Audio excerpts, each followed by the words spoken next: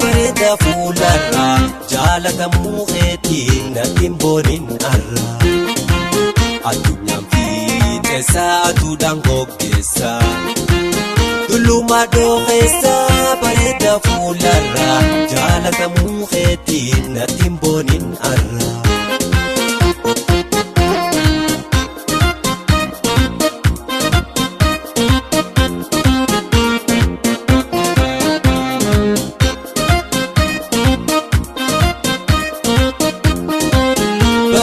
mul'atee bifa kan keelaaltee guyyarraan gama guyyaa achi lakkaawwattee yoo hirraanfatamtee jaalalti qaleessa lamatan deebitu boodas isheen eessa ergulleen abboontee naaftiif goggootee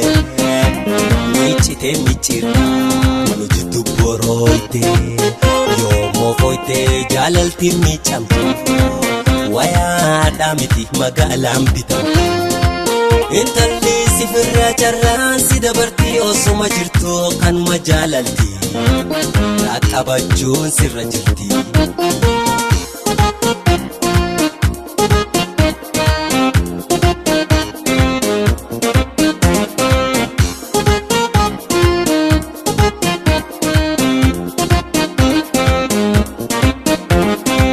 sammutoo qacalee ijoollummaa boqonnaa dhoorkitee sammutoo qacalee ijoollummaa boqonnaa dhoorkitee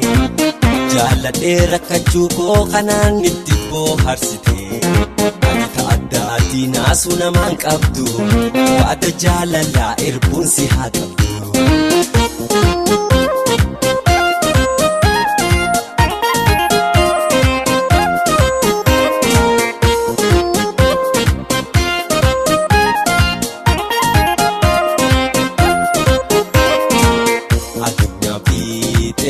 aduudhaan goggeessa tullumaa dooqeessa bareeda fuularra jaalatamuu keetiin natiin boonin arra addunyaan fiixeessa aduudhaan goggeessa tullumaa dooqeessa bareeda fuularra jaalatamuu keetiin natiin boonin arra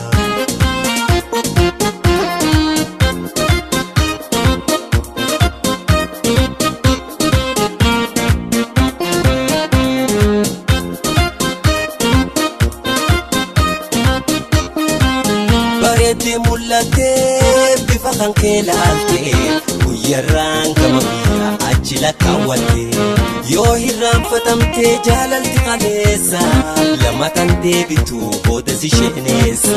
ergulleen abboontee naaftiif goggootee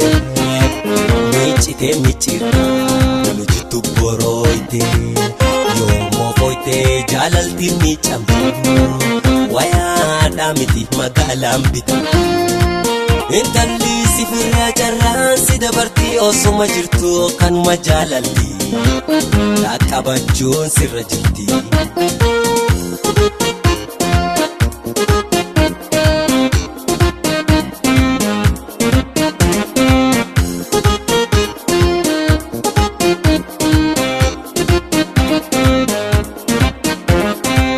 sammutoo qacalee ijoollummaa boqonnaa dhoorkitee